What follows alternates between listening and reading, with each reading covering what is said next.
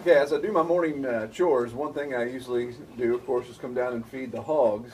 And I have a small space here beside the barn where I keep my hog feed and chicken feed and other things. This time of year, I don't have a lot of feed on hand because they're on the pasture, of course, and we only have four hogs right now.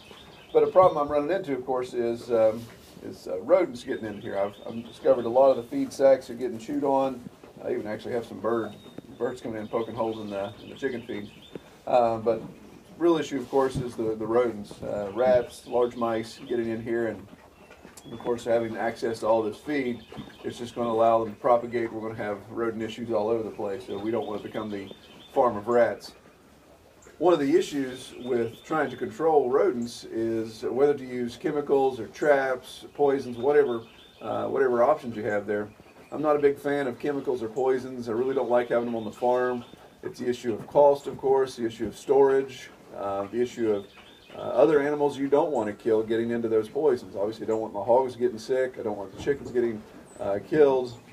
We've got pets, the cats, the dog, those type of things. You obviously poison kills indiscriminately.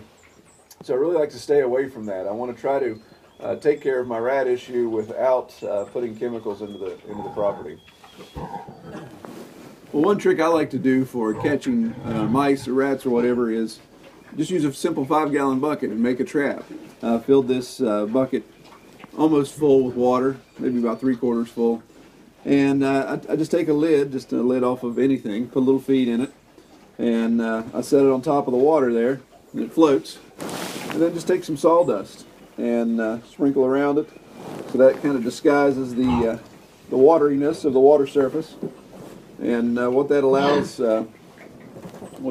to happen, of course, as the rodent sniffs out the bait there, all this is calm and steady. The rat jumps up on the side of the bucket, sees the feed, jumps on the feed lid. Lid's obviously not enough to support his weight, so it's not a raft for him, and he sinks to the bottom with the lid, and then of course I just come fishing in the next day to see how it worked out.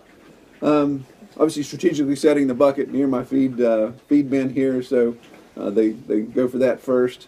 But it's a really effective way to take care of rats and not have to worry about introducing poison to the property. So as I come down this morning to check the results of the bucket trap that I set, I can see that the sawdust on top is disturbed, the lid is gone, it's sunken most likely. So that leads me to believe that there's probably somebody playing submarine at the bottom of this bucket here. So we'll take our little handy dandy stick and fish around and see what we can find. And there's my lid. We'll set that aside and to reuse. See if there's anybody else in here.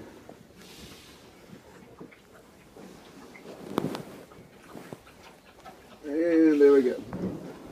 So you can see we got a prime candidate there. Obviously he took the bait and did exactly what we wanted to do. We'll commit him to the earth, and one down, and hopefully not too many more to go. So that's one way to obviously take care of rodents. Simple. Now you may argue not very humane. I don't know if snapping your neck partially with a trap or dying slowly from some noxious poison is any more humane. So I'll take this. Watery grave, good for sailors and pirates. It should be fine for rats.